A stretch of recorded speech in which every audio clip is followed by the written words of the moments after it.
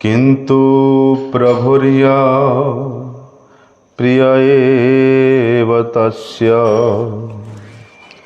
वंदे गुरुश्री चरणारविंदम।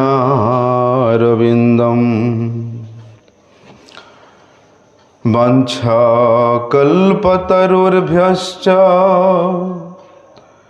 कृपा सिन्धुभ्यैव च पतितानां पावनेभ्यो वैष्णवेभ्यो नमो नमः। नमो महावदन्याय कृष्ण प्रेम प्रदायते कृष्णाय कृष्ण चैतन्य नामिने गौरत्विषे नमः। नमस्ते तु हलग्राम नमस्ते मुसलायुध नमस्ते रेवतीकांतो नमस्ते भक्तवत्सल नमस्ते बलिनाम श्रेष्ठ नमस्ते धरणीधर प्रलंबार नमस्ते तो त्राहि मां कृष्ण पूर्वज। हे कृष्ण करुणा सिंधु दीनबंधु जगतपते गोपेश गोपिकाकांत राधाकांत नमस्तुते। तप्त कांचन गौरांगी राधे वृंदावनेश्वरी वृषभानुसुते देवी प्रणमामि हरिप्रिये। भक्त्या विहीनमपराधलक्ष्ये क्षिप्ताश्च कामादितरङ्गमध्ये कृपामयी त्वां शरणं प्रपन्नं वृंदे नमस्ते चरणारविंदम। पतित पावन परम करुणामय परम आराध्यतम श्री गुरुपाद पद्म नित्य लीला प्रविष्टम विष्णुपाद परमहंस परिव्राजकाचार्य अष्टोत्तर शत श्री श्रीमत् शिल भक्ति वल्लभ तीर्थ गोस्वामी गुरु महाराज जी के श्री अभय चरणारविंद में साष्टांग दंडवत प्रणाम करते हुए उनकी हेतु की कृपा प्रार्थना करता हूँ। परम आराध्यतम शिक्षा गुरुपाद पद्म नित्य लीला प्रविष्ट विष्णुपाद परमहंस श्री श्रीमत् शिल भक्ति विज्ञान भारती गोस्वामी महाराज के पाद पद्म में साष्टांग दंडवत प्रणाम करते हुए उनकी हेतु की कृपा प्रार्थना करता हूँ। यस्मै दातुं चोरयन् क्षीरभाण्डं गोपीनाथः क्षीरचोरा अधोऽभूत् श्रीगोपालः प्रादुरासीद् वसः सन् यत्प्रेम्णा तं माधवेन्द्रं नतोऽस्मि। आज बड़ा ही पावन तिथि है। हमारे गौड़ीय गगन के मूल पुरुष जिन्होंने गौड़ीय रस को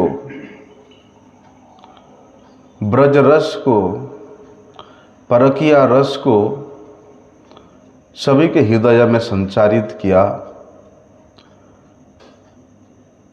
स्वयं कलिजुग पावन अवतार भगवान श्री चैतन्य महाप्रभु जिनको अपने गुरुवर्ग के रूप में स्वीकार किया,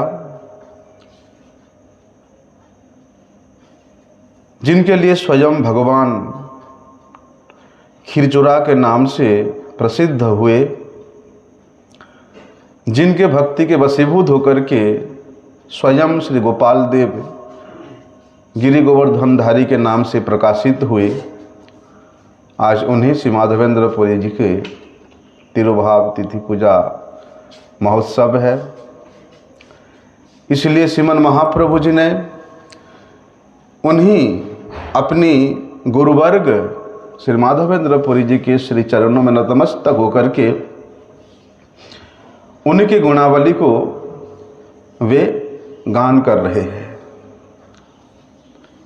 इसलिए आइए श्री माधवेंद्र पुरी पाद जी के कैसा अद्भुत चरित्र है, जिसको स्वयं श्रीमन महाप्रभु अपनी भक्तों के समक्ष गान कर रहे हैं, उसी को श्रवण करते हैं। क्योंकि गोपीनाथ के खीर के जो महाप्रसाद है उसके लोभी थे श्रीमन महाप्रभु। क्योंकि महाप्रभु ने अपने गुरुदेव श्री ईश्वर परिपाद से पहले से ही गोपीनाथ जी के खीर की महिमा को श्रवण किए थे कि किस प्रकार से श्री गोपीनाथ खीरचोरा के नाम से प्रसिद्ध हुए। प्रभु ने उस कथा को अपने भक्तों के समक्ष वर्णन करते हैं। बहुत पहले की बात है,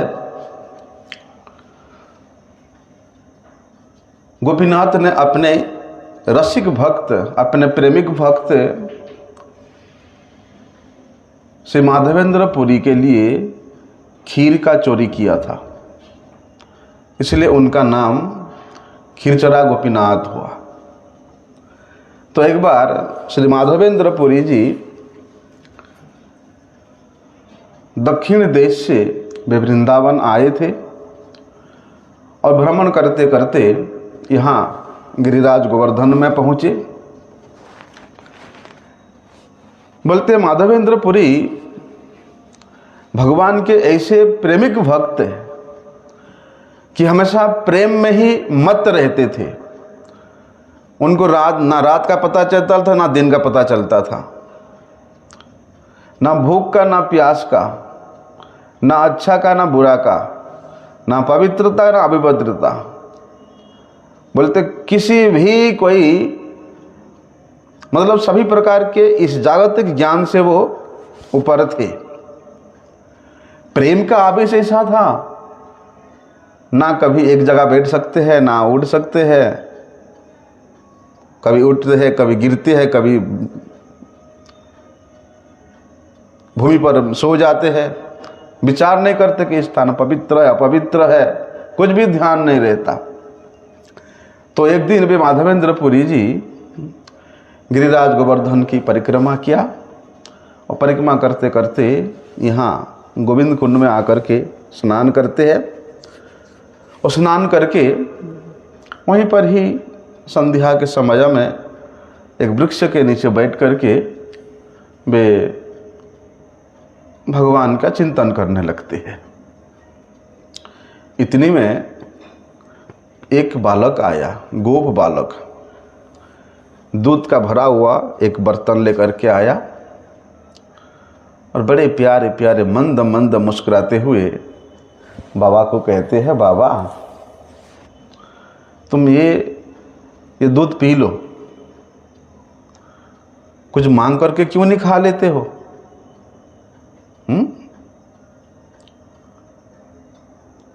और पता नहीं किसका ध्यान करते रहते हो इस पेड़ के नीचे बैठे बैठे।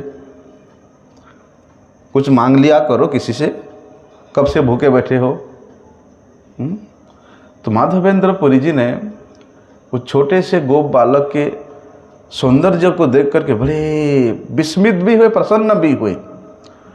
और वो बालक के इतना मधुर मधुर वचन सुन करके उनको तो भूख प्यास वैसे भी लगता नहीं था और भी लगा ही नहीं, भूख प्यास कुछ नहीं लगता था।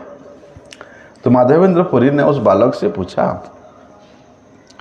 कि भाई तुम कौन हो? और कहाँ रहते हो, और भला तुमको कैसे पता कि मैं आज कुछ नहीं खाया, आज मैं उपवास किया हूँ, तुमको कैसे पता चला? तो उस छोटे से नन्हे से बालक कहता है कि बाबा ये गांव देख रहे हो, अनौर गांव है ये, और मैं इस गांव का रहना है। हमारे गांव में कोई भी आता यहाँ भूखा नहीं रहता है। कोई तो यहाँ गांव में माधुकरी करके रोटी सब्जी जो भी है माधुरी करके खा लेते हैं।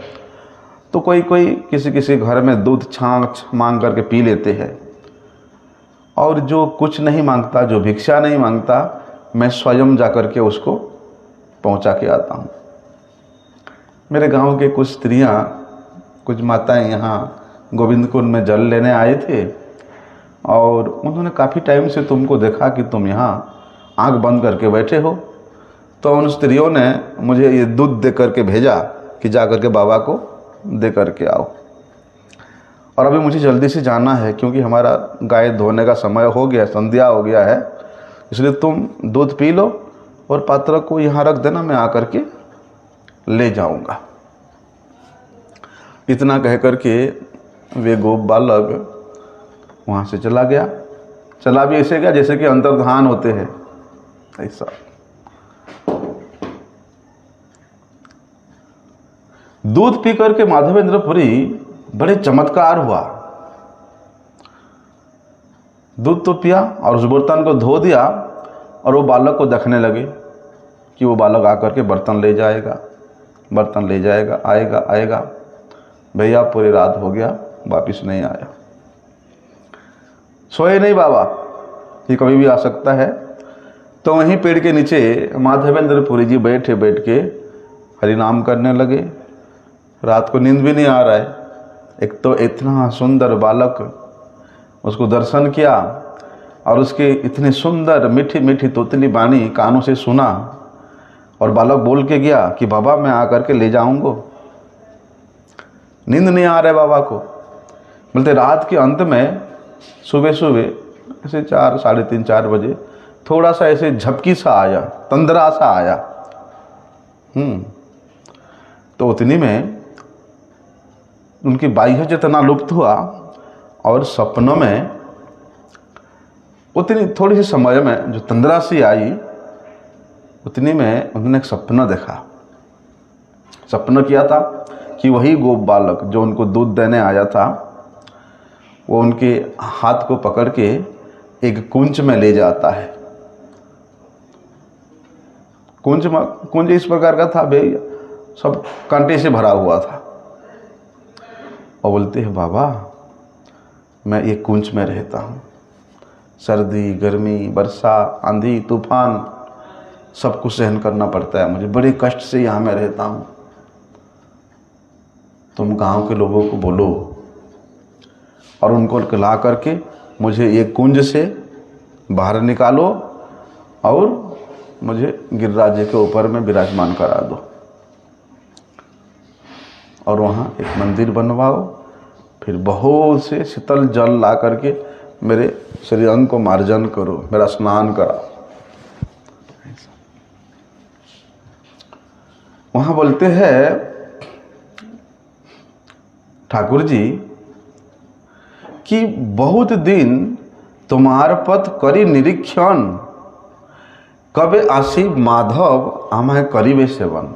ठाकुर जी बोलते हैं कि माधवेंद्र मैं बहुत दिन से तुम्हारा ही अपेक्षा किया था, तुम्हारा ही राह देख रहा था कि कब माधव आएगा और मुझे एक कुंज से बाहर निकाल करके मेरा सेवा करेगा।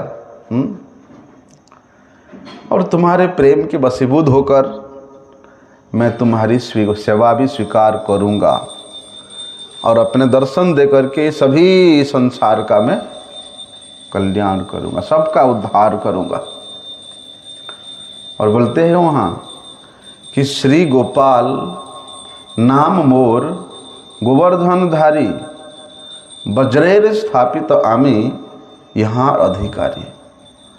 और ठाकुर जी स्वप्न में कहते हैं कि बाबा मैं स्वयं गोवर्धन धारण करने वाला गोपाल हूँ, और मेरा नाम ही श्री गोपाल है। बोलते बज्रनाभ ने मुझे स्थापित किया था और यहाँ का अधिकारी बनाया था, लेकिन क्या करे, उन म्लेच्छों के, उन जवनों के भय से मेरा जो सेवक था वो मुझे गोवर्धन के ऊपर से यहाँ नीचे ला करके उस कुंज में छुपा करके वो खुद भाग गया। तभी से मैं इस कुंज में पड़ा हुआ हूँ, रह रहा हूँ। अच्छा हुआ तुम आ गया, भालो आइला तुम्ही आमा कारो सावधान। अच्छा हुआ तुम आया और बड़े सावधानी पूर्वक मुझे इस कुंज से, कांटिले कुंज से मुझे यहाँ से बाहर निकालो। वज्रेर स्थापित, ये वज्र कौन है? वज्रनाभ। ये भगवान श्री कृष्ण के पौत्र और अनिरुद्ध के पुत्र वज्रनाभ। पांडवों ने इनको द्वारिका से ला करके यहाँ मथुरा का राजा बनाया था। तो वज्रनाभ ने जब तक मथुरा के राजा रहे तब तक भगवान श्री कृष्ण इस पूरे ब्रजमंडल में जितना भी लीलाएं किया, और उन लीलाओं के प्रमुख प्रमुख स्थानों पर उन्होंने भगवान श्री कृष्ण के मूर्तियों का स्थापना किया था।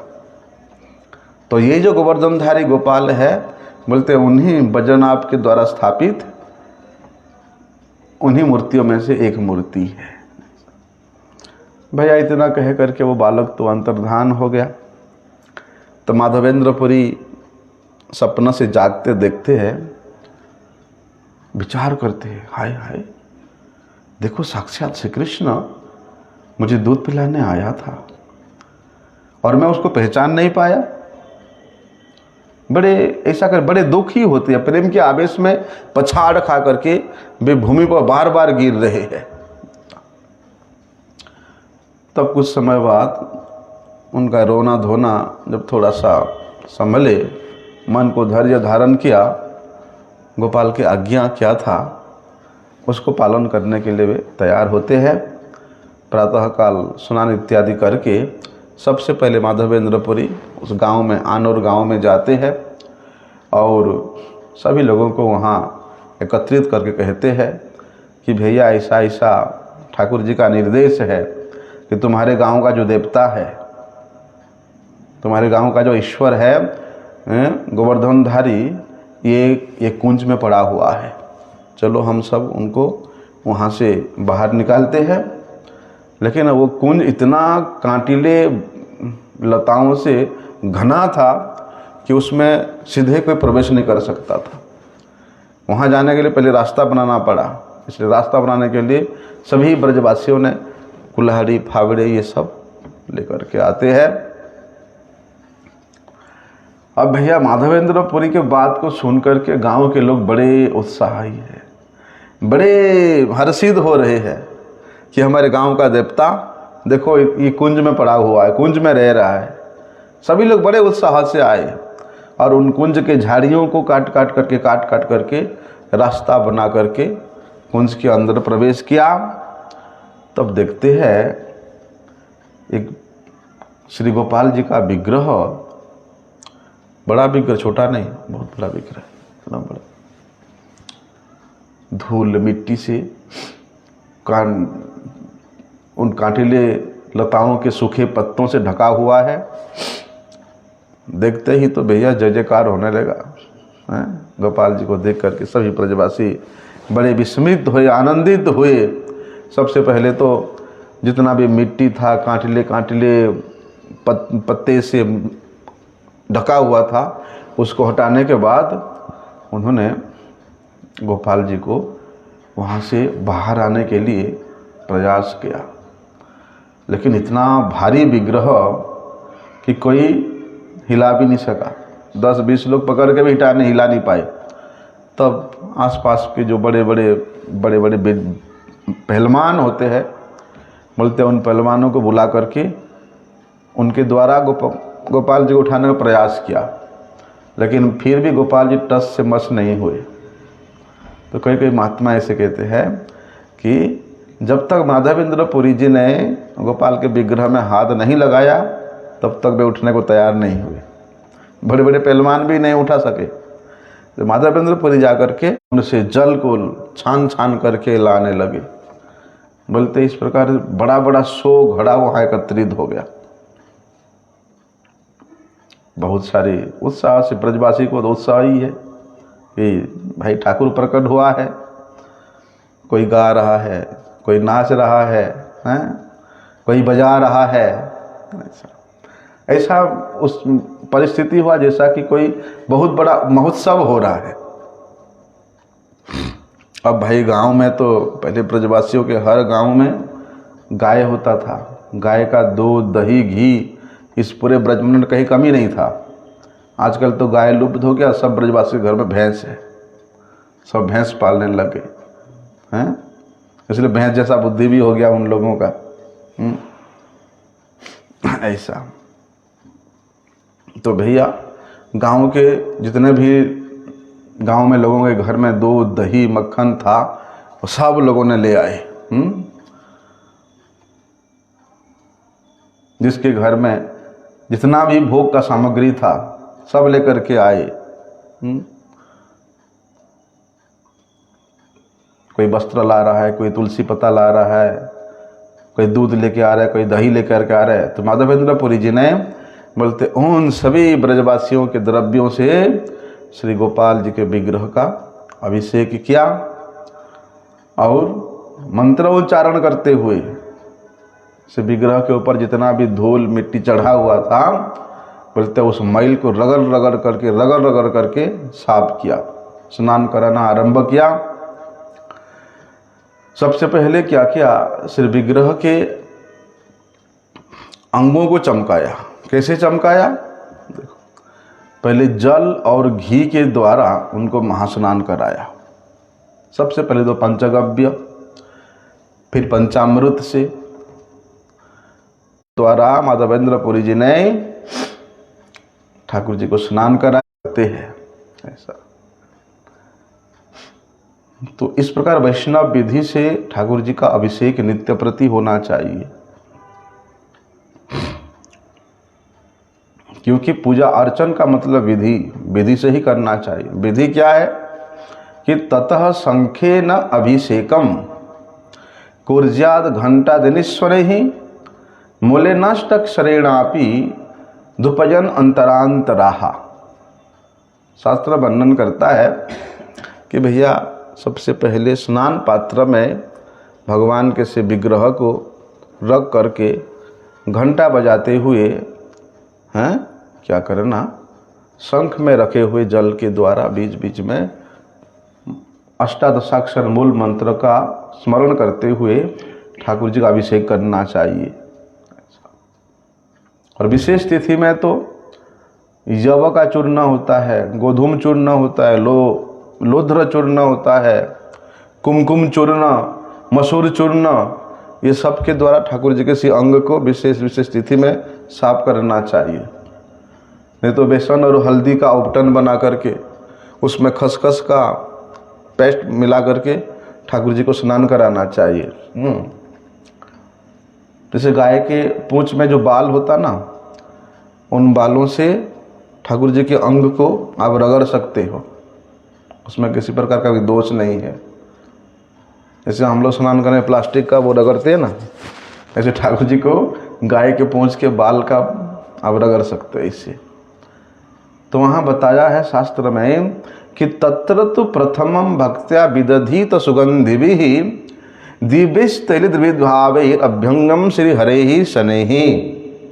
बताया है कि जब ठाकुर जी को स्नान कराया जाता है, सबसे पहले ठाकुर जी के श्री अंग पे सुगंधित तैल मार्जन करना चाहिए।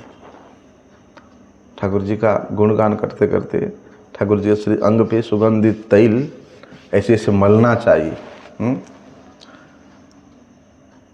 उसके बाद जाकर के बोलते हैं ठाकुर जी को स्नान कराना। स्नान कराने के उपरांत ततः शंखभूते नैव क्षीरेण स्नापयेत क्रमात् दधना घृतेन मधुना खंडेन च पृथक पृथक। उसके बाद से विष्णु भगवान के अंगों को मलने के बाद शंख में दूध, दही, घी, शहद, चीनी डाल करके अलग अलग से कर्म के अनुसार पृथक पृथक रूप से उनका स्नान कराना चाहिए। और एक महास्नान होता है। महास्नान का विधि है जब ठाकुर जी का जन्मोत्सव का अभिषेक हो या विग्रह प्रतिष्ठा का अभिषेक हो तो महास्नान होता है। महास्नान क्या है कि द्वे सहस्रे पलानांतो महास्नाने च संख्यया बताया है कि भगवान के श्री विग्रह को घी से स्नान कराना होता है। महास्नान में जो है घी और स्नान का जल परिमाण होता है। परिमाण में कैसे परिमाण बोलते हैं 2000 पल होता है, उतना जल चाहिए। 2000 पल कितना है बोलते हैं एक पल 4 तोला के बराबर होता है। और इस हिसाब से करें तो महास्नान में कम से कम 2.5 मन जल लगता है। 2.5 मन मतलब 90 किलो। कम से कम 90 किलो जल में महास्नान कराना चाहिए। कि ततः कोशनेन संस्नाप्य संस्कृतेन सुगंधिना शीतलेन अम्बुना शंखम भृतेन स्नापयेत् पुनः चंदनोशिर कर्पूर कुंकुमा गुरुवासितैः सलिलैः स्नापयेत् मंत्री नित्यदा विभवे सती। इसलिए स्नाने फल सतम देवम अंगे पंचविशंसिति फलानाम द्वैसहस्रेतो महास्नान प्रकृतितम। महास्नान के विषय में हरिभक्ति विलास वर्णन आता है कि भगवान के श्री विग्रह के अंग को मार्जन करने के बाद सर्वसधि के द्वारा अर्थात सुसंस्कृत सुगंधित गुनगुने जल के द्वारा शंख में भर भर करके ठाकुर जी को स्नान कराना चाहिए। और किसी का सामर्थ्य है तो जो दीक्षित व्यक्ति है, जिसका दीक्षा हो गया है, ऐसे व्यक्ति प्रत्येक दिन चंदन, खस, कर्पूर, कुमकुम, अगरू और चंदन जल मिला के मिश्रित जल ठाकुर जी को नित्य प्रति से विग्रह को स्नान कराना चाहिए। इसलिए जल का परिमाण कितना होना चाहिए बताया है कि स्नान में 100 पल और अभ्यंग स्नान में 25 पल परिमाण का जल देना चाहिए। 2000 पल जल से ही महास्नान होता है, तब जाकर के महाअभिषेक कह सकते हैं। 1-2 गड़ा से नहीं चलेगा। तो जो भी है इस प्रकार माधवेंद्र पुरी ने धूप दीप ये सब के द्वारा श्री गोपाल जी का अर्चन करके दही दूध जितना प्रकार मिठाई था गांव से आया था उन सब को उनके सम्मुख लगा रख करके भोग लगाया। उसके बाद नई पात्र में सुगंधित जल अर्पित किया। आचमन दे करके गोपाल जी को तांबूल अर्पण किया। देखो, फिर भोग लगाने के बाद गोपाल जी का आरती कर किया। आरती के बाद ठाकुर जी का स्तव स्तुति किया। फिर अंत में दंडवत प्रणाम करके गोपाल जी के चरणों में अपने आप को आत्मसमर्पण किया। अब भैया उसके दूसरे दिन पूरे गांव के लोग महोत्सव करने की तैयारी में हैं। कैसा महोत्सव? गांव के लोगों के घर में जितना चावल था, दाल था, आटा था, वे सब उठा करके यहाँ लेकर के आने लगे। इतना भोजन का सामग्री इकट्ठा पर्वत का शिखर जैसा हो गया है। उसके बाद गांव में जितना कुम्हार थे,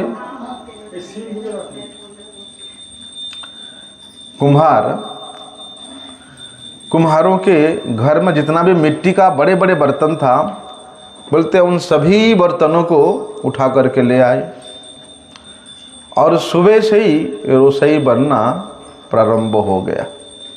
कैसे रसोई बना देखो, 10 ब्राह्मणों ने मिलकर के सिर चावल बनाया, 5 ब्राह्मणों ने मिलकर के सूखी सब्जी और रसे वाली सब्जी बनाया और कुछ ब्राह्मणों ने वन से लाए हुए जितना भी साग मूल फल है उन सब को मिला करके अनेक प्रकार के व्यंजन बनाया। तो कोई ब्राह्मण दाल पीस करके बड़ा बना रहा है, कोई बड़ी बना रहा है, कोई कढ़ी बना रहा है, 5-7 लोगों ने रोटियां बनाया, रोटियां इतना बनाया कि रोटियों का पहाड़ तैयार हो गया। और ऐसे नहीं कि बोलते अच्छी तरह से घी में डुबो डुबो करके रोटियां रखा हुआ है। वैसे तो जितने भी अन्न व्यंजन बना था सब में घी तो एकदम सरोवर था ही, क्योंकि भाई ब्रजवासी है, उनके घर में घी के बिना कुछ होता नहीं है। तो और गोपाल जी तो भैया इतने सालों से उस कुंज में पड़े पड़े भूखे थे, इसलिए सब कुछ खा लिया। देखो सब कुछ खा लिया, लेकिन गोपाल जी ने यद्यपि सब कुछ खा लिया, फिर भी गोपाल जी का हाथ जो है अमृत शराबी होता है। इसलिए गोपाल जी ने उसको स्पर्श करने के कारण जैसे भरा भरा था पूर्वोदय से ही भर गया। और गोपाल जी के ये जो भोजन लीला का दर्शन जो है, अनुभव जो है, केवल माधवेंद्रपुरी को ही हुआ, क्योंकि उनके जैसे भक्तों के सामने भगवान की कोई बात छिपी नहीं रहती है, हैं? तो देखो एक दिन के प्रयास से इतना बड़ा महोत्सव कोई सोचा भी नहीं था, हैं? कोई सोचा इतना बड़ा महोत्सव हो जाएगा, सोचा नहीं था। और बोलते ये सब गोपाल जी के प्रभाव से संभव हुआ है।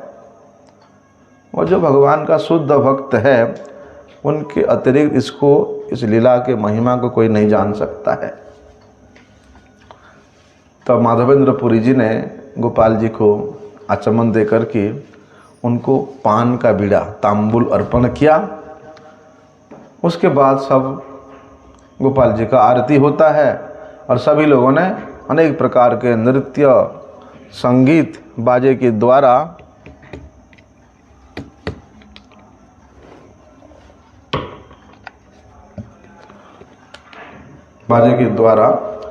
वहाँ गोपाल जी का जय जयकार करने लगते हैं।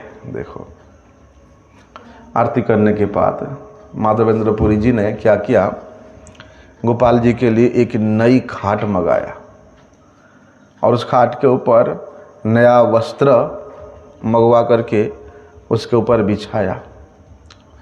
फिर चटाई से उस स्थान को जहाँ पर खटिया था गोपाल जी का, चारों तरफ एक एक चटाई टांग करके ऊपर में भी एक चटाई ऊपर से ढक दिया। ऐसा लगा कि मानो जैसे अस्थाई मंदिर बन गया है। तब पुरी गोसाई ने सभी ब्राह्मणों को बुलाया और कहा कि भाई जितना भी बालक है, गांव के जितने भी लोग हैं, सभी लोगों को यहाँ पेट भर करके महाप्रसाद पवाया जाए। सभी ने बैठ करके क्रम से भोजन किया। सबसे पहले जितना ब्राह्मण और ब्राह्मणी थे, बोलते सबसे पहले ही पंक्ति में, पहले लाइन में उनको बिठाया गया, उनको प्रसाद पवाया गया। और बोलते दूसरे गांव से जो लोगों ने ये अन्नकूट महोत्सव देखने के लिए आए थे, बोलते उन सब को भी पेट भर खवाया गया। और सभी ने गोपाल जी का महाप्रसाद पा करके, गोपाल जी का दर्शन करके सबका बड़ा आनंद है। तो देखो श्री माधवेंद्रपुरी के प्रभाव को देख करके आसपास के दूर दराज के जितने भी गांव के लोग थे सब बड़े चमत्कृत हो जाते हैं। सभी को ऐसा लगता है जैसे कि द्वापर युग में भगवान श्री कृष्ण के कहने पर ब्रजवासियों ने अन्नकूट महोत्सव का आयोजन किया था। सभी को द्वापर युग के भगवान श्री कृष्ण के आदेश का साक्षात दर्शन हो रहा था। क्या हुआ था, द्वापर युग में ब्रजवासी सभी गोप क्या करते थे, इंद्र की पूजा करते थे। लेकिन भगवान कृष्ण ने इंद्र की पूजा को बंद करवा करके, छुड़वा करके गिरि गोवर्धन की पूजा और उन्हीं गिरिराज जी को अन्नकूट भोजन कराने का व्यवस्था कर दिया था। इससे इंद्र बड़े क्रोधित हुए थे और बोलते 7 दिन तक, 7 रात तक बोलते निरंतर वर्षा करा करके इस संपूर्ण ब्रज को, गोकुल को नष्ट करने के लिए वो तुल पड़ा था। लेकिन भगवान श्री कृष्ण ने अपनी इस सबसे छोटी उंगली, कनिष्ठ उंगली से छतरी के मापी गिरिराज जी को धारण करके इस गोकुल की, इस ब्रज की रक्षा किया था। तो देखो उस गोवर्धन पूजा में जैसा बड़ा अन्नकूट हुआ था, श्री माधवेंद्रपुरी भी उसी प्रकार अन्नकूट का यहाँ आयोजन किया था। वहाँ तय पूर्व अन्नकूट जेव बोलते। श्री कृष्ण के परामर्श में गोपों ने इंद्र का पूजा बंद करा करके ब्राह्मण क्या किया, गौ, ब्राह्मण और गिरिराज जी का पूजा किया था ऐसा।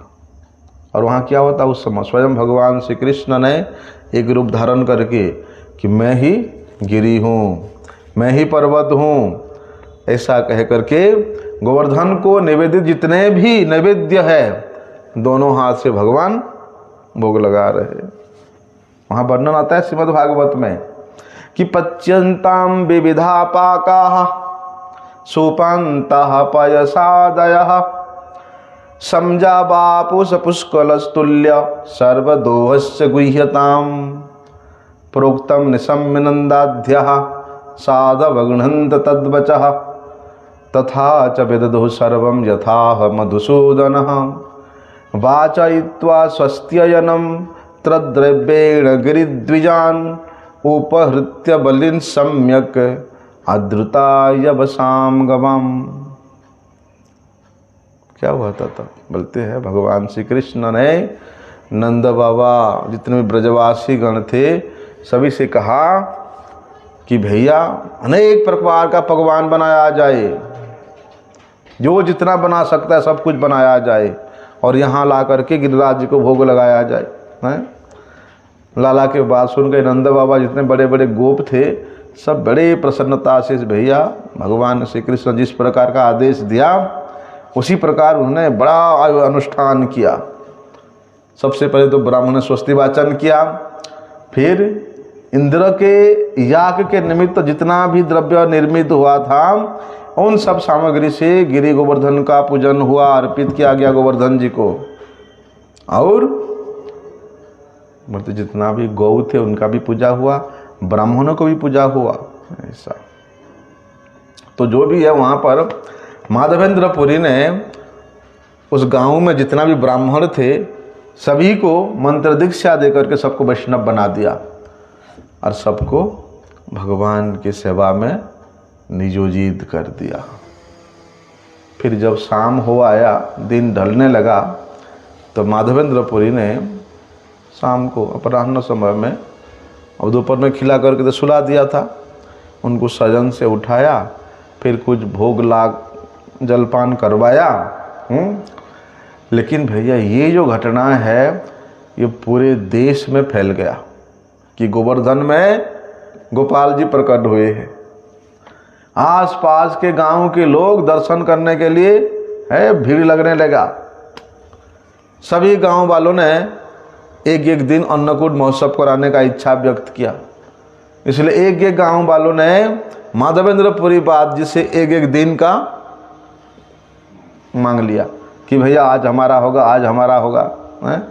इस प्रकार बारी बारी से सभी गांव वालों ने गिरिराज जी में आकर के गोपाल जी का अन्नकूट महोत्सव करने लगा। रात्रि के समय में माधवेंद्रपुरी ने गोपाल को शयन कराया। सारा दिन माधवेंद्रपुरी कुछ नहीं खाया था, इतना बड़ा अन्नकूट महोत्सव हुआ, सभी लोग पेट भर भर खा के गए, लेकिन माधवेंद्रपुरी थोड़ा पानी भी नहीं पिया था। ठाकुर जी को रात को शयन देने के बाद थोड़ा सा दूध पान किया बस। अगले दिन सुबह से माधवेंद्रपुरी ने पहले दिन जैसा गोपाल जी का सभा हुआ था बस उस प्रकार का सभा शुरू हो गया। गांव के लोग सब भोग सामग्री ले आए हैं, दूध दही घी चावल दाल सब्जी जितना कुछ है पहले दिन की भांति आज भी ब्राह्मणों ने रसोई बनाई और वैसा अन्नकूट महोत्सव आज भी हुआ और आज भी गोपाल जी ने सब कुछ ग्रहण किया। तो कहते हैं मैं जिस प्रकार से इन सभी ब्रजवासियों का भगवान श्री कृष्ण के प्रति स्वाभाविक एक प्रीति है, प्रेम है, बोलते उसी प्रकार श्री गोपाल की भी ब्रजवासियों के प्रति ऐसे ही स्वाभाविक प्रीति है, भगवान की भी ऐसी प्रीति है ब्रजवासियों के प्रति। इसलिए उस अन्नकूट महोत्सव में जितने भी लोग आए थे उन सभी ने अन्नकूट महोत्सव का प्रसाद सेवन किया और गोपाल के दर्शन करके सबके मन का दुख सुख सब दूर हो रहा है। अब भैया ब्रजभूमि में आसपास जितने भी गांव थे सभी गांवों के लोग आकर के यहाँ एक एक दिन इस प्रकार अन्नकूट महोत्सव करने लगे। अभी गिरि गोवर्धन में गोपाल जी प्रकट हुए हैं। जैसे दूर दरांत प्रदेशों तक ये बात फैला, दूर दूर से लोग अनेक द्रव्य लेकर के दर्शन करने के लिए आने लगे। मथुरा के बड़े बड़े जो धनी सेठ हैं वे भी श्रद्धापूर्वक अच्छी वस्तुएं भीड़ चढ़ाने लगे। तो भैया गोपाल जी के नाम से बहुत से सोना चांदी वस्त्र इत्र एकत्रित हो गया है, कोई भी सामग्री की कमी नहीं रहा। दिन ब दिन गोपाल जी का भंडार भी एकदम भरपूर और बढ़ते जा रहा है।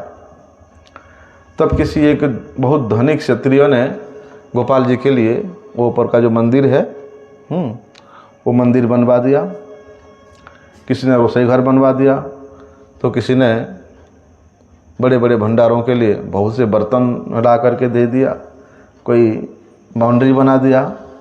एक एक ब्रजवासी ने गोपाल जी के लिए एक एक गाय दिया। इस प्रकार गोपाल जी का 10,000 गाय हो गया। देखो तभी क्या हुआ, बंगाल से 2 बैरागी ब्राह्मण आए। पुरी गोसाई ने देखा कि ब्राह्मण बड़े निष्ठावान है, तो पुरी गोसाई को दोनों ब्राह्मण अच्छे लगे, इसलिए उन्होंने उन दोनों के रहने के लिए वहाँ पर ही अच्छा व्यवस्था कर दिया और उन्हीं दोनों ब्राह्मणों को, बैरागी ब्राह्मणों को माधवेंद्र पुरी जी ने दीक्षा प्रदान करके उनको शिष्य के रूप में स्वीकार किया और उन्हीं को गोपाल जी की सेवा समर्पित कर दिया। नित्य प्रति गोपाल जी का राज सेवा होने लगा भैया। और इसको देख करके तो अरे भक्त की भगवान का अच्छा सेवा ठाकुर जी का देख कर माधवेंद्र पुरी तो आनंद में एकदम प्रेम में विभोर है। इस प्रकार 2 वर्ष बीत गया ठाकुर जी का राज सेवा होते होते। एक दिन माधवेंद्र पुरी ने सपने में देखा, गोपाल जी उनको सपने में कह रहे हैं कि बाबा इतना सालों से मैं उस कुंज में पड़ा हुआ था, सर्दी में गर्मी में कारण स्वरूप मेरे शरीर का जो जलन है, जो ताप है, नहीं जा रहा है। इसलिए इसके लिए, इस ताप को दूर करने के लिए तुम जो है मलयज चंदन की व्यवस्था करो। कहीं ना कहीं से मलयज चंदन लेकर के आगो और मेरे शरीर में लेपन करो। सनातन गोस्वामी होते तो बोलते हैं, सनातन गोस्वामी जी के पास तो ठाकुर जी सिर मांगे थे ना कि बाबा इस सूखे आटा को आग में जला करके रख देते हो, उसमें ना नमक होता है ना कुछ होता है, थोड़ा नमक मिला दिया करो। तो बाबा बोलते आज नमक मांग रहे हो, कल घी मांगोगे, कहाँ से लाऊंगा, जैसे ऐसे खाओ। लेकिन यहाँ गोपाल जी जिस प्रकार का निर्देश दे रहे माधवेंद्र पुरी, उसको पालन करने के लिए बिल्कुल तैयार है। कहते कि बाबा तुम नीलाचल जाओ यहाँ से, क्योंकि वहाँ मलयगिरी है, वहीं पर ही वो मलय चंदन मिलता है। अब बाबा ठहरे 80-85 साल के, ज़्यादा ही होंगे हैं, 100 साल उम्र हो गया था बाबा का। इस उम्र में ठाकुर जी भेज रहे कि पुरी जाओ, ना ट्रेन था ना बस था ना कुछ था, पैदल जाना पड़ेगा। तो नीलगिरी में जहाँ भगवान नीलमाधव का प्रकट हुआ था उसको मलयगिरी भी कहा जाता है। पहले वहीं पर ही मलय चंदन होता था। जगन्नाथ जी की सभा में जितना चंदन है उस मलयगिरी से, नीलगिरी से ही आता था। तो जो भी है स्वप्न देख करके माधवेंद्र पुरी जी ने प्रेम में आविष्ट हुए और गोपाल की आज्ञा पालन करने के लिए उन्होंने पूर्व भारत की ओर, नीलाचल की ओर चलने के लिए तैयार होते हैं। और पीछे से 2 शिष्य, उनके जो ब्राह्मण शिष्य थे, उनको गोवर्धनधारी गोपाल के सेवा का संपूर्ण भार दे करके बस वे चल पड़ते हैं। सबसे पहले वो बंगाल में पहुंचते हैं, शांतिपुर में पहुंच करके उन्होंने श्री अद्वैत आचार्य प्रभु के घर में रहे और माधवेंद्र पुरी के इस प्रकार प्रेम आविष्टता को देख करके, कृष्ण प्रेम के ऐसी स्थिति को देख करके अद्वैत आचार्य प्रभु के मन में बड़े आनंद हुआ और उन्होंने माधवेंद्र पुरी से प्रार्थना किया उनसे दीक्षा मंत्र ग्रहण करने के लिए।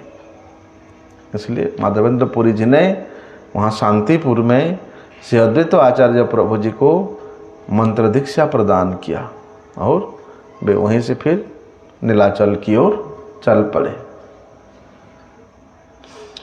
इसलिए देखो, श्री अद्वैत आचार्य प्रभु ने श्रीमन मध्वाचार्य, श्री मध्व संप्रदाय के जो गुरु हुए, सन्यासी प्रवर हुए माधवेंद्र पुरी जी से मंत्र दीक्षा ग्रहण किया था। महाप्रभु ने माधवेंद्र पुरी के जो अभिप्राय है उसको वे जानते थे। क्या है? किवा विप्र किवा न्यासी शूद्र के नए, जय कृष्ण तत्ववेत्ता सही गुरु हुए। तो ये उपदेश दिया है। तो पांचरात्र विधि के अनुसार थोड़ा सा इसको सुनो। बोलते हैं पांचरात्र विधि के अनुसार जो गृहस्थ ब्राह्मण है, केवल गृहस्थ ब्राह्मण के अतिरिक्त दूसरा किसी को दीक्षा देने का अधिकार नहीं है। क्यों? क्योंकि जो दीक्षित व्यक्ति जब दीक्षा प्राप्त करता है तब उसको दक्ष ब्राह्मणता प्राप्त होता है। दक्ष ब्राह्मणता क्या है? बोलते दीक्षा के प्रभाव से ब्राह्मण के पद को प्राप्त करता है। लेकिन जो ब्राह्मण नहीं है उसमें दूसरे में ब्राह्मणता गुण संचार करने का क्षमता नहीं होता है। इसलिए जो ब्राह्मण है वही ब्राह्मण ही दूसरे को दीक्षा दे सकता है। जो ब्राह्मण नहीं है उसमें ब्राह्मणता गुण संचार नहीं कर सकता। इसलिए दीक्षा देने वाला में ब्राह्मणत्व होना चाहिए और ब्राह्मणत्व होना ही उसका विशेष गुण है, अनिवार्य है। इसलिए जो वैष्णव आचार्य है, वैष्णव आचार्य में भी ब्राह्मणत्व जो है ये स्वतः रहता है। पहले ब्राह्मण हुए बिना आप वैष्णव नहीं हो सकते हो। ब्राह्मण के आचार विचार को अपने हृदय में धारण करके दीक्षा ग्रहण करने के उपरांत आप वैष्णव हो सकते हो। ऐसा वो कैसे होता है? बोलते हैं दीक्षा के द्वारा, यज्ञानुष्ठान के द्वारा उसको उपवित धारण करा करके ब्राह्मणत्व प्रदान किया जाता है। एक ब्राह्मणत्व प्रदानकारी साधक ही, प्राप्तकारी साधक ही वैष्णव हो सकता है। इस प्रकार का इसका विशेष विचार हमारे आचार्यों ने, हमारे गुरुवर्गों ने प्रदान किया है। कभी समय होगा तो हम लोग इसको सुनेंगे। तो जो भी है गोपाल जी को चंदन लगाने के लिए, चंदन लेने के लिए माधवेंद्र पर निकल पड़े हैं। तो चलते चलते बीच में उन्होंने रेमुना में गोपीनाथ जी का दर्शन करने के लिए गए और गोपीनाथ जी का इतना सुंदर स्वरूप उसको देख करके तो पूरी गोसाई वहीं ठाकुर जी के सामने ही बैठ गए हैं। ठाकुर जी के सामने जो बरामदा है, बरंडा में बैठ गए और गोपीनाथ जी के सेवा के परिपाटी को देख करके, सेवा के सौंदर्य को देख करके माधवेंद्र पुरी के मन में बड़े आनंद हुआ और वे मन मन में ये अनुमान लगाते कि गोपीनाथ जी को क्या क्या भोग लगाया जाता है। तो उन्होंने एक बैरागी ब्राह्मण से पूछा, कितने सुंदर रूप से आप लोग गोपीनाथ जी का सेवा करते हैं, भोग क्या क्या लगाते हैं? हैं, देखो। तो वो ब्राह्मण कहता है, जिस प्रकार से गोपीनाथ जी को वहाँ भोग लगाया जाता है, इसे अभिप्रायों से पूछा कि यहाँ जिस प्रकार से गोपीनाथ जी को भोग लगता है, बोलते उस विषय में सुन करके उसी के अनुसार वे यहाँ श्री गोपाल जी को भोग लगाएंगे। इसलिए उन्होंने पूछा था। तो ब्राह्मण ने जो जो भोग लगता है गोपीनाथ जी को, उस सब के विषय में सुंदर रूप से वर्णन किया। ब्राह्मण ने वहाँ पर जितना भी भोग लगता है, उसमें से जो विशेष भोग है कि संध्या के समय में गोपाल जी को, श्री गोपीनाथ जी को 12 मिट्टी के घड़े में, कुल्हड़ में खीर भोग लगता है, और वो खीर का नाम है अमृत केली खीर। और बोलते हैं वो खीर अमृत के समान स्वादिष्ट भी है। तो कोई कोई उसको श्री गोपीनाथ जी के खीर के नाम से भी जानते हैं। और वो ब्राह्मण कहता है इस प्रकार के खीर, इस प्रकार के अमृत केली खीर इस पृथ्वी में और कहीं भी भोग नहीं लगता है।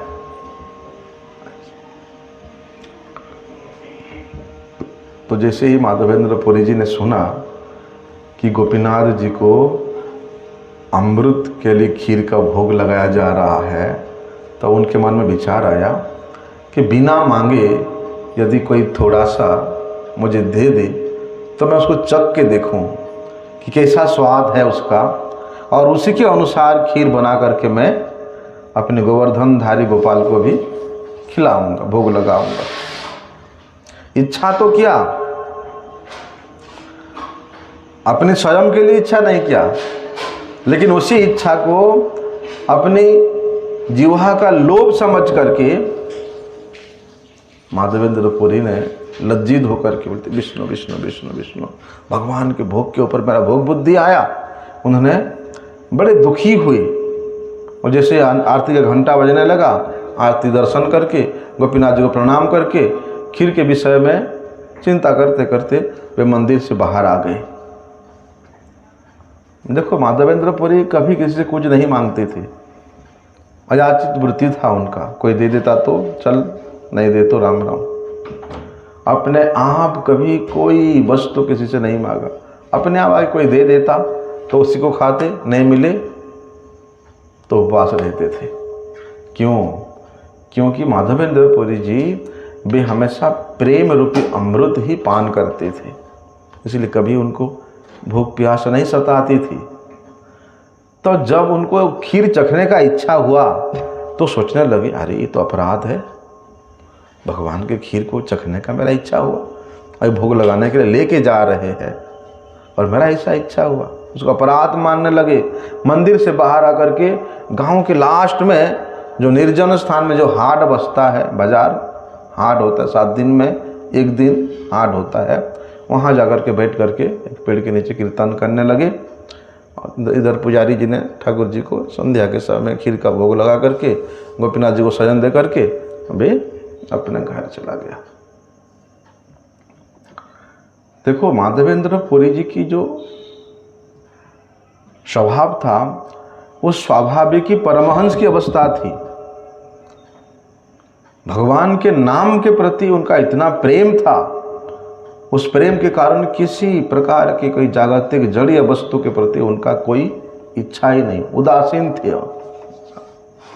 इसलिए ना ही क्षुधा तृष्णा बांधे, ना उनको भूख कभी सताया ना प्यास सताया, क्योंकि वे जितेंद्रिय थे। इधर पुजारी ने अपने ठाकुर जी का सेवा कार्य समाप्त करके भगवान को शयन दे करके अपने घर चला गया।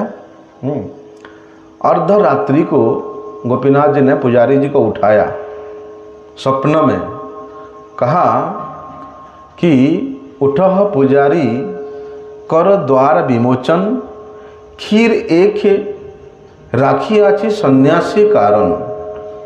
देखो स्वप्न में गोपीनाथ जी ने पुजारी को बोल रहे उठो और जाकर के मंदिर खोलो।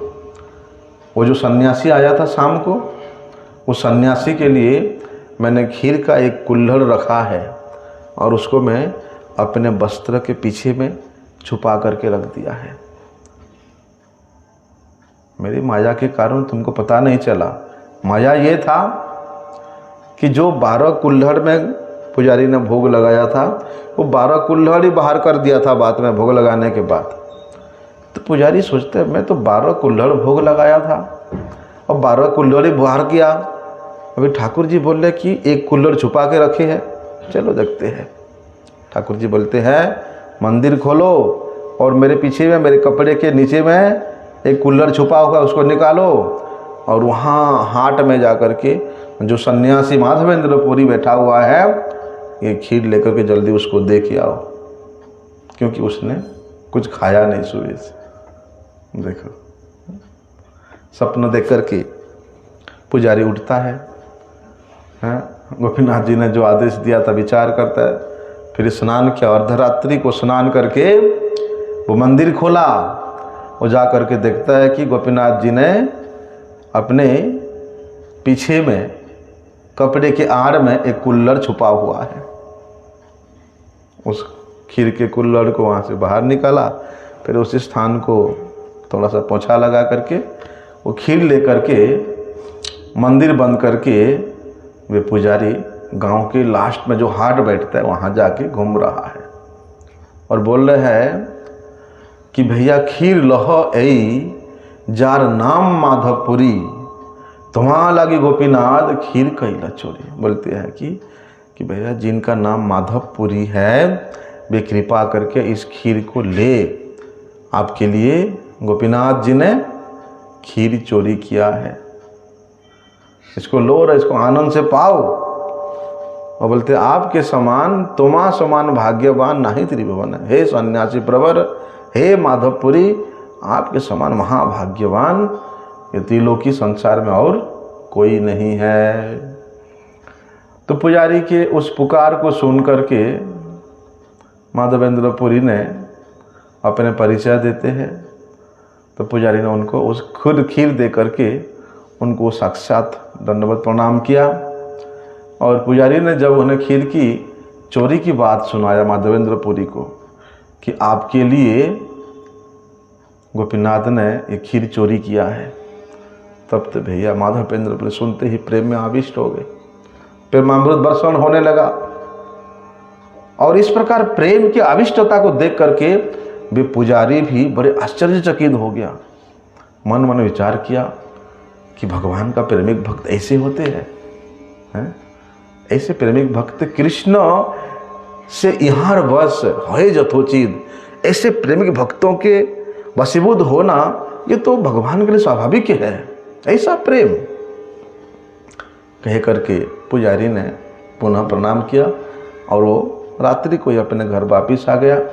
इधर माधवेंद्र पुरी प्रेम में आविष्ट होकर के उस खीर प्रसाद का सेवन किया, थोड़ा थोड़ा खा रहे हैं, प्रेम में आविष्ट हो रहे हैं। खीर खाने के बाद वो जो मिट्टी का कुल्हड़ था उसको जीवा में चाट चाट करके बिल्कुल साफ कर दिया। फिर धो करके उसको छोटे छोटे टुकड़ों में तोड़ करके अपने कपड़े के कोना में ऐसे बांध दिया और वहाँ से वो नीलाचल जाते हुए वो कुल्हड़ के जो ठिकरे है, मिट्टी का ठिकरे, रोज़ एक एक दाना निकालते, उसको खाते खाते पाते पाते प्रेम में आविष्ट होते। गोपनाथ जी का स्वर्श किया हुआ वो कुल्हड़ है, उसी से वो प्रेम में आविष्ट होकर के बस आगे बढ़े। इधर भैया गोपीनाथ जी ने चोरी किया खीर, किसके लिए? वो सन्यासी के लिए। सुबह होते ही तो भैया पूरे गांव में प्रचार हो जाएगा, यमुना में, आसपास गांव में, तो सभी लोग भीड़ जो है मुझे देखने के लिए यहाँ उपस्थित होंगे, मुझे सम्मान देंगे, मुझे प्रतिष्ठा देंगे। इसलिए प्रतिष्ठा के भय से सुबह होने से पहले ही माधवेंद्र पुरी वहाँ से वहीं हाट से ही गोपीनाथ जी को दंडवत प्रणाम करके नीलाचल की ओर चल पड़ते हैं। वहाँ से चलते चलते माधवेंद्र पुरी नीलाचल पहुँचते हैं, जगन्नाथ जी का दर्शन करते हैं, प्रेम में विह्वल होते हैं। जगन्नाथ जी का दर्शन करके उनको महान सुख की प्राप्ति होता है। इसलिए वहीं बरदांड में ही प्रेम के आवेश में कभी उठते हैं, कभी गिर पड़ते हैं। कभी पटखनी खाते हैं, कभी हंसते हैं, कभी रोते हैं, कभी गाते हैं तो कभी नाचते हैं। सब और भैया ये जो घटना है, राजा के कर्मचारियों ने इतना चंदन एकत्रित किया, इतना कर्पूर एकत्रित किया कि वो ला नहीं सकते थे। इसलिए राजा ने कई सेवक लगा दिया कि भैया बाबा के साथ जाकर पहुंचा करके आओ। आते आते पुनः रेमुना में आए।